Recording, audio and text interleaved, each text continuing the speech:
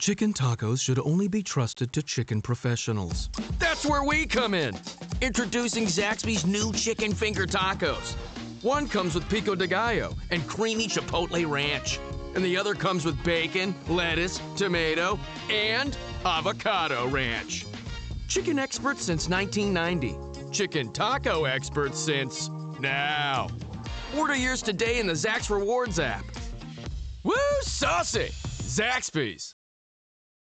You're listening to the Archaeology Podcast Network. Hello out there in Archaeology Podcast land. This is Dr. Alan Garfinkel. I'm the president and founder of the California Rock Art Foundation. And what we do is we identify, evaluate, manage, and conserve rock art both in Alta California and in Baja California. We conduct field trips, we have trainings, exercise, we do research, and in every way possible, we try to preserve, protect, and coordinate treasures of Alta and Baja California rock art, of which there are many and diverse. We also work closely with Native Americans and partner with them to recognize and protect sacred sites. So for more info about the fabulous California Rock Art Foundation, you can go to carockart.org. Also, I'm open to give me a call, 805-312-2261. We would welcome sponsorship or underwriting, helping us to defray the costs of our podcasts, and also membership in California Rock Art Foundation. And of course, donations, since we are a 501c3 nonprofit scientific and educational corporation. God bless everyone out there in podcast land.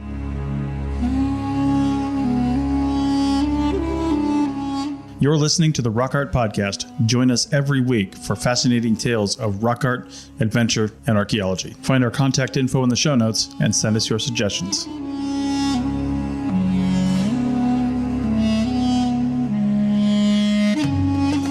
Hey out there in Archaeology Podcast land, this is your host, Dr. Alan Garfinkel.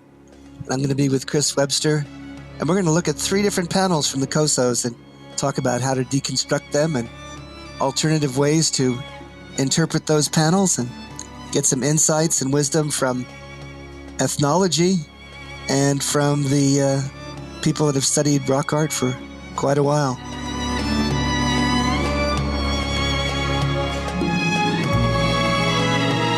Welcome to the Rock Art Podcast, everybody. This is Chris Webster, and if you're listening to me, that means today it's Alan and I. And as we did, I would say a few episodes ago, Alan has brought a few images. So before you even continue on with this podcast, I would say give it a pause and take a look down at your show notes, because there will be links to, well, actually, if you're looking at your show notes, there's probably a link back to the Archaeology Podcast Network website where you'll see links or the actual images to 3 petroglyph panels. And I'll probably just title them 1, 2, and 3, and we'll be sure to talk about them in that order. And we're going to talk about those in these next segments, and we're just going to break them down and analyze them and see what we see, just like we did a few episodes ago. So, Alan, with this very first image that we're going to talk about, we'll call it panel 1, with the large striking figure in the center of it and the sort of, I would say, projectile point figures off to the right. Let's talk about that one first. What can you tell me about it? Where did it come from? That particular figure is one I've been looking at for about 50 years. It comes from Sheep Canyon in the Cosos. And what's interesting about that figure is it was one of the ones that renders those projectile points in a much more realistic way than many of the others. In other words, these look just like the dart points that we find archaeologically. Do you agree? I do. Yeah, let's talk about those images that are in the rightmost part of that panel. There is 1, 2, 3, 4, 5 different projectile points. And they all seem to be attached to foreshafts. And they all seem to be, I think what you'd call them is eared. Would you agree? Yeah. I think the archaeologists call them eared. Mm-hmm. And when I began this study and published it for the first time, I screwed up big time because I thought those were doppelgangers for the Rose Spring projectile points and thought they were arrows. But as I began to work further on this subject, I had the audacity to pull in someone who can date these. And so when they came back 2800, 2900, I said, those ain't arrow points, those are dart points. And also when I took some other people there who were non-archaeologists, they said, yeah, those are dart points. Yeah. I don't know how you can mistake them for arrow points. And so given that those are Elkos, and given that those are dart points, that's exactly what we would expect in terms of an association with these animal-human figures and those bighorn sheep. Why is that, Chris? Well, is this what they used to hunt them? I would assume, or I don't know. Yeah. And when you find those game diversion drive fences we talked about earlier, right? Yeah. And they find that the heyday for those things were the Middle Archaic, which is the same time as the preponderance of Elko points. They found one of these sites on the border between Nevada and California in what's called the Anchorite Hills. Okay. And they found hundreds of Elko and Humboldt projectile points with impact fractures. And by the by, they also found 28,000 pieces of antelope bone. Can you imagine? Jeez.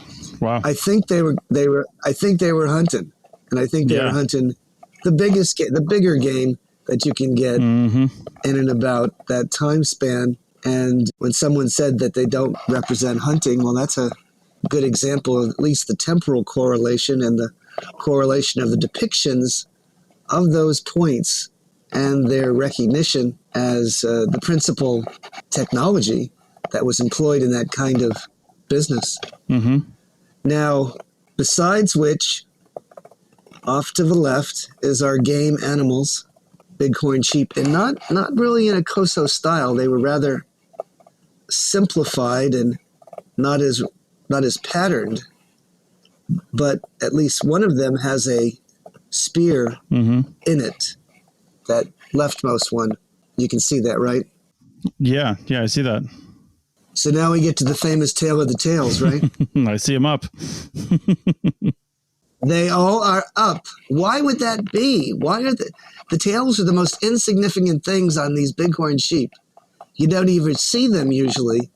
You're more impressed with their horns or their bodies or their gait or their legs. But they put those tails on those sheep, and they're almost always either parallel to the ground or up, up, up. And these are decidedly up. Now, these are males, but... And why is that? Well, they look like they have bighorn horns. The females have more modest horns. Yep. But I think to them it didn't really matter. I think they were trying to indicate in a generic way, because there's one word for bighorn sheep no matter, and they're big game animals. They're also sheep. They're also, deer. They're also antelope, etc. And this one word, it's naga. Anyways, when wildlife biologists who I've talked to, so I'm blue in the face, I asked them, did you ever see those tails, those bighorn sheep? And they said, no, we never see those tails. The only time you're going to see those tails is when they're flagging. I go, what the heck is flagging? And they said, well, flagging is when the female is in estrus. And she uses her tail and wags it back and forth to show these open for reproduction. And I said, wow, what an amazing element that is. Right. And the funny thing is I talked to my colleague who's taken pictures of these big horned animals all over the world. And he's told me that the archaeologists that he speaks to all know that same thing, that they see those tails represented and they're up and they represent reproductive symbolism or, along those lines. It's like a common understanding. I've never seen that in the literature. I've read, till the cows come home. But it took me years to figure that one out. That was not an easy call. In fact, when Joanne Van Tilburg did her work at Little Lake, she wrote paragraphs upon paragraphs about the presence of these tails, but said we can't figure out why they are depicted. You're going to get to the central figure, but I'm wondering what is the little guy up on top there above the central figure? Do we know what that is? I think that looks like a cat. Is one of the deities or a helping spirit for the major deity being represented. I think these are deities. Okay. They could also be shamans, of course. But I really get the flavor, Okay. especially with this largest figure in the center, that this is either an earth mother or an animal mistress or a lunar goddess, no matter how you look at it. Notice that she has hair whorls, right? So I believe that that's a feminine. Also, her body is rounded on shoulders.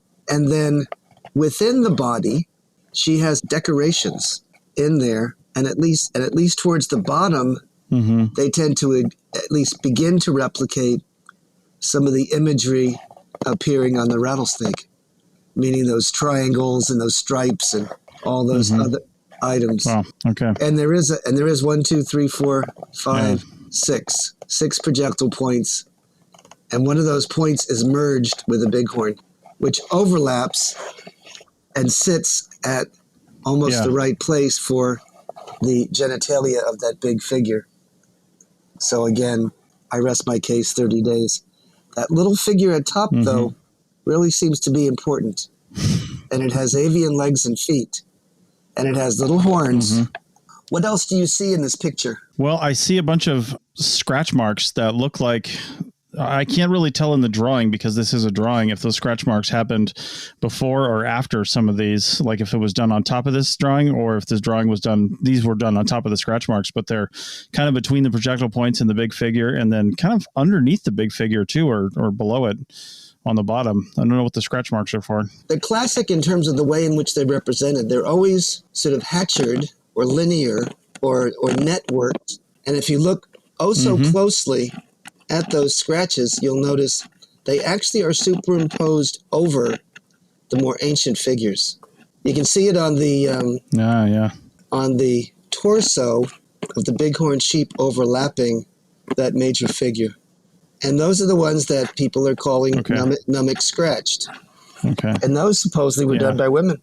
And they were doing this perhaps in the vicinity of this image. Okay. I don't think it was done to obliterate them. I think that perhaps it was even done to enhance them or to pick up some of the mojo for the spirit energy that might come from a connection to the shamanistic ancestor deities and the imagery itself, which is so powerful on this particular panel. It also looks like the figure in the center has got something in its, I don't know if it's its left hand or its right hand, but on the left-hand side as we're looking at it, because I don't know if it's facing away or towards us. Yeah, I don't know what that is. Looks like a tuft of cotton or something like that. I don't know what that would be. Brush or something. Look at that one projectile point that is right below her left hand where she's giving it something to eat, and there's an X inside of it. See the X? I don't know if you can see that, but there's a predominant X, and it's an encircled X. So, yeah. So we had a whole episode on the encircled X's, the encircled crosses, and what they mean. Those are powerful symbols. They identify deities. They talk about the basic elements of the universe. They talk about the cardinal directions, on and on and on. We could talk for hours about those encircled X's, but they're pan California, the Great Basin, American Southwest, into Mexico, the high cultures. Even the Maya and the Aztecs had even a symbol, a letter or a symbol that represented that. It also means Venus because of the implications of what they call the morning star and the evening star. The first star you see in the morning and the last star you see at night. So again, that's a resurrection theme, reproductive symbolism, scene, a fertility sign. And I think this is also, it's about death, but it's also about life. I think that's part of the story. I think that's why they emblazoned that bighorn sheep over her genitals. And it almost looks like that main female figure is feeding the projectile point food. Interesting. I never noticed that before, by the way. Yeah. Indeed. That's a good one. Yeah, that's interesting. Okay. Well, with that, let's take a break. Again, take a look down at your device or whatever you're looking at this on and take a look at the next one. And we'll be back in a minute with segment 2. Introducing Zaxby's new chicken finger tacos. One with pico and creamy chipotle ranch, and the other with bacon and avocado ranch. Chicken expert since 1990. Taco expert since now. Woo, saucy! Zaxby's. Shop Plato's Closet tax-free August 2nd through 4th for back-to-school styles. We sell the trendy, gently used styles you need to make a difference in the world and in your wallet for back-to-school shopping. Save up to 70% off regular retail prices by choosing recycled styles. Save even more when you shop tax-free this weekend. Make a change that others can respect and repeat. Shop Plato's Closet in North Charleston and West Ashley this year for your back-to-school looks. Plato's Closet, located in West Ashley on Sam Rittenberg Boulevard and North Charleston on Rivers Avenue. Welcome back to the Rock Art Podcast, episode 124, and we're talking about 3 different images, and this is going to be panel number 2, if you're following along. Look down at your show notes. And this is the smaller of the 2, and yeah, tell us about it. Well, for the longest time I was confused. I just didn't understand why the Coso artisans would twin projectile points and hunting equipment with a female character. Obviously female, pendant labia, avian legs, avian feet. It's got projectile points at its head. It's got projectile points coming in all parts of its body. What are they telling us? I mean, isn't that kind of an oxymoron, kind of, a contradiction? If it's a woman, aren't they supposed to be doing the birthing of babies and gathering up the seeds and nuts and berries and vegetation, cooking, etc.? Well, yes and no. Yes and no. I'm not the way that the Uto-Aztecans think about this, and I wrote about this in that volume 2 of the California Rock Art Foundation's monographic series, assuming that this is an Earth Mother-like figure. The Earth Mother is in the ground. It's in the land. That's an Earth Mother. And when they hunted, they called projectile points penises. That's the same word for penis was also for projectile points. And these supernatural puntas de proyectiles, these projectile points, were embedded or acting as these, sort of androcentric, these masculine, members piercing the earth for reproduction. They're called lightning arrows. They're called whatever, because as they pierced the landscape, they then injected their bodily fluids and created life. So again, it was a reproductive symbolism thing. And this is about as straightforward as you get, showing these projectile points embedding themselves into this Earth Mother, and she representing or hanging on to all of this regalia with that.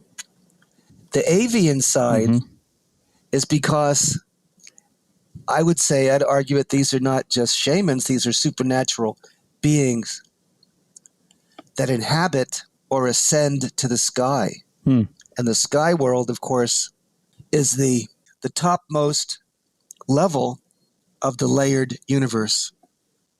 And that's where the power is. That's where the greatest amount of power and sacredness and mojo, the energy of the universe, is concentrated in that uppermost realm. And that's all there in that picture. It's plain as day to me. And I never understood that until I really met someone that really understood shamanism, understood indigenous cosmology from a Native American perspective, and really had entered into their world and completely ensconced themselves in the nature of the sort of the neurotheology, the religious metaphors of Uto-Aztecan cultures. When I think about that, there's very few people that I've met that have that kind of knowledge and intimate understanding.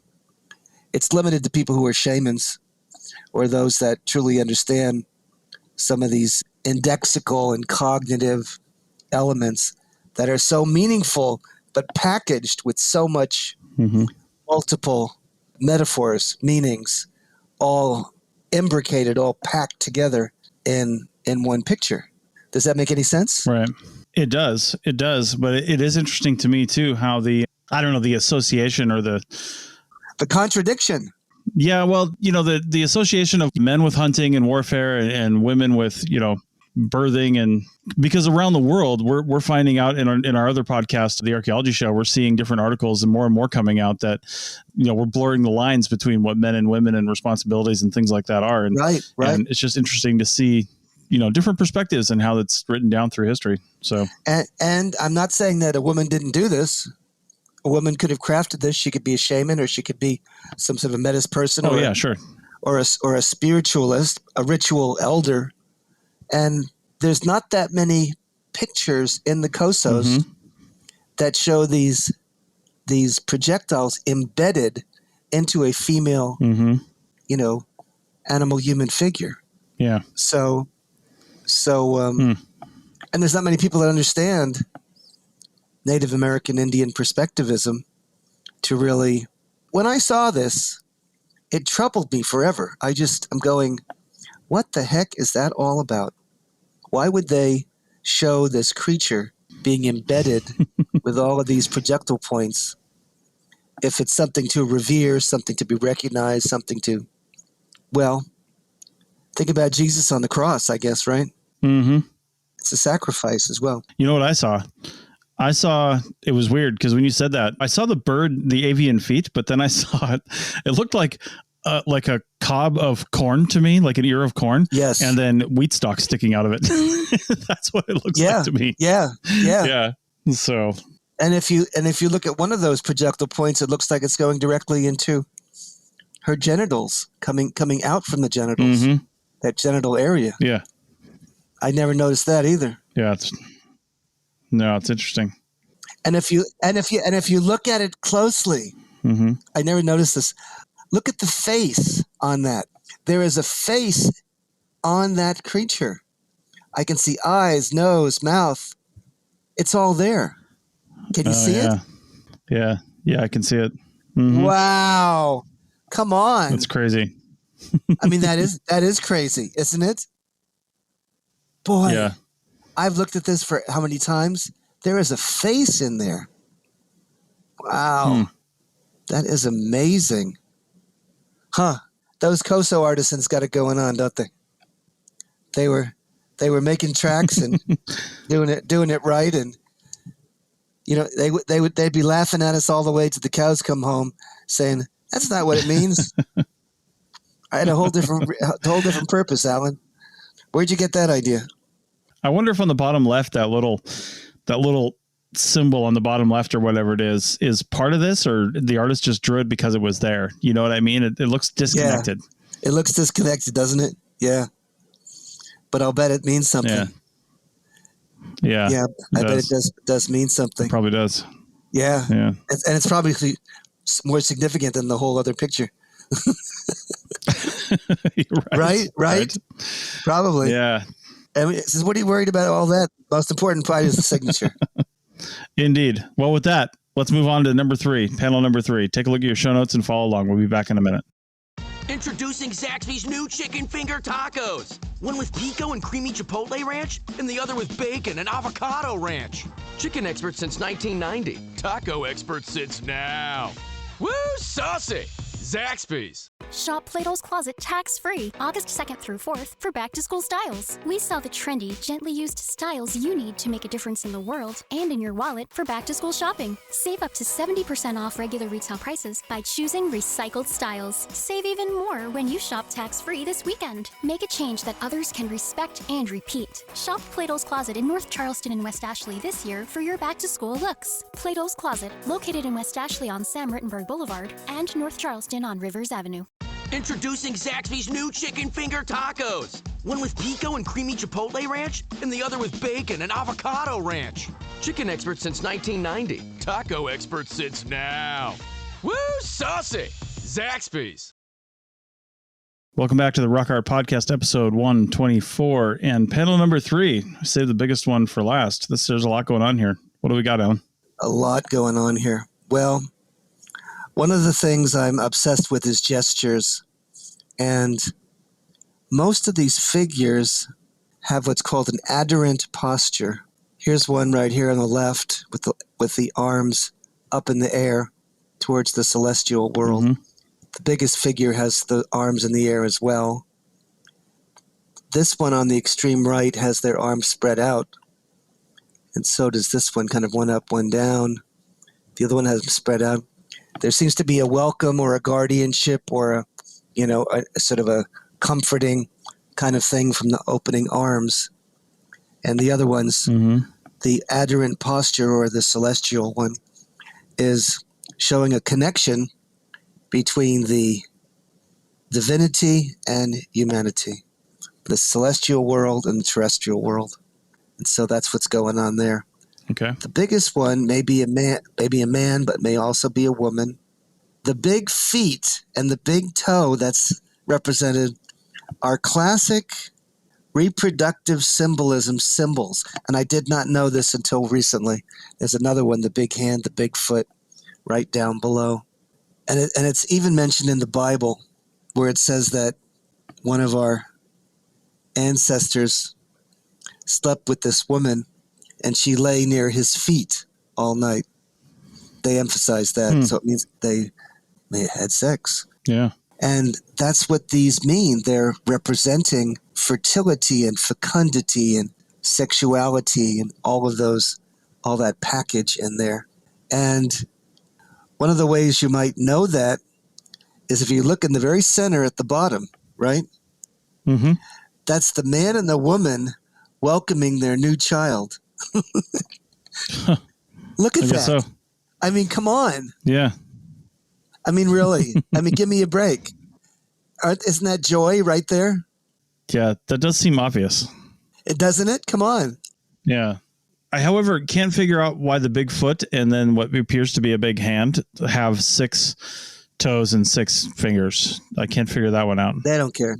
They don't care. Another thing with that is supposedly if you had people that were anomalous, that had that kind of extra toe or extra finger, they were considered to be much more magical, much more reproductively successful, have a greater fitness and strength and intellectual gifted. That's what the natives believed. I know. There you go. Crazy. But that's what we referenced in the ethnography about that particular symbol. And I didn't know it either, by the way. Yeah. And then all the little sheep, all the sheep are moving right to left. There's a symbol of some kind of an otlotl, maybe, with the circle and the line through it. Mm-hmm. There's a sheep. No. That's probably it's a mountain lion at the top with the big long tail. That's a mountain lion. That's to do with power and prestige. Gotcha. There's lots of bighorn. And that one to the right has that hook off of it. And that's a magic wand called a poro. And the poro is the shaman's wand. That's the wand of life and death. It's also the wand they can pull the sun. When the sun's in the heavens, right? And we get to winter solstice, it sits. It sits in the same spot for days on end. It's the only time of year it does that. It's about, December 21st, 22nd, 23rd, all around those times. And if you see where it comes up, looks like it's never going to move again. It just sits there on the horizon and doesn't move very much at all for several days. Then it starts again and starts moving. So you got to grab it with your poro and help to pull it to make that sucker move and get that energy going again. Yeah. In the ethnography, they talk about that with the moon as well. When you get to the new moon, right? Okay. It's gone. It left for a while, right? And you get it back, and it's growing, right? and it's brand new. It's just a sliver. Mm-hmm. Well, there's a quote out of the famous book of one of the Christian fathers who wrote about the Indians of Southern California. And the quotation that I use to sort of talk about it, he says, look up in the sky, boys. It's a new moon. You got to run your moon. And they all run around, start running crazy. And they say, come on, keep running. We've got to, charge up the world and get that moon running, because it's got to grow again and get it back to its fullness and shapeliness as a full moon. And I thought that was really amazing. Mm-hmm. They even had a song that went with it. They'd sing a song. Yeah. So that does work in the cosmic world of looking at the cycles and in turn manifesting a sympathetic or homeopathic magic as you sing or dance or reveal things with words. So it mirrors what you're manifesting in the heavens and on earth. Words are powerful. Words are things. Songs are more powerful than words, though. Okay. And the Indians were more audiophonic than they were literal. I've talked about this before. When you talk to an Indian, often they don't say much. They're looking at you, going, "What's this guy all about? Why does he talk so much? How does he think he knows a lot?" I don't think so. He would learn more if he shuts up and listens than talking, right? Go ahead. It's interesting to me too. This whole thing seems to be representing, like we said, cycles. You know what I mean? Yeah. And when you look cycles. at the bighorn sheep on the bottom there, you go from left to right.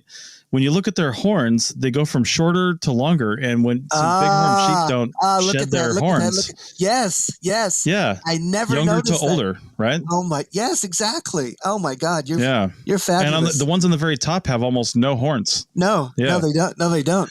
Well, they've just been birthed. Those are the new ones. Yeah, and they're coming up from the crack in the universe. See the big, huge crack in the universe? Yeah, that's the tether. Mm-hmm. That's the line of the underworld versus the terrestrial world, where you have to manufacture and retether and spiritually resound the animals to get them back each spring. That's amazing. Yeah, that's cool. This is fun. Yeah.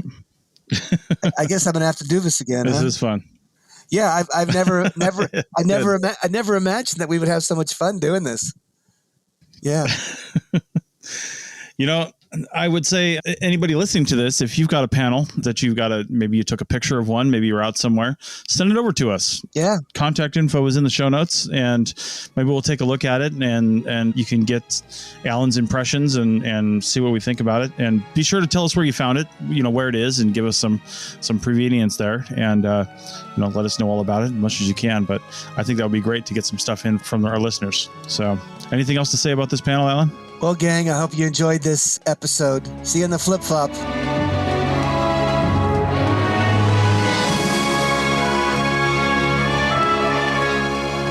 Thanks for listening to the Rock Art Podcast with Dr. Alan Garfinkel and Chris Webster. Find show notes and contact information at www.arcpodnet.com/rockart.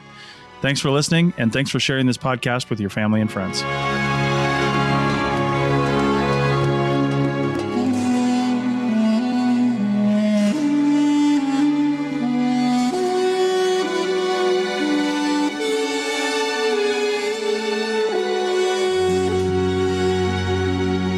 This episode was produced by Chris Webster from his RV traveling the United States, Tristan Boyle in Scotland, DigTech LLC, Cultural Media, and the Archaeology Podcast Network, and was edited by Rachel Roden. This has been a presentation of the Archaeology Podcast Network. Visit us on the web for show notes and other podcasts at www.arcpodnet.com. Contact us at chris@archaeologypodcastnetwork.com.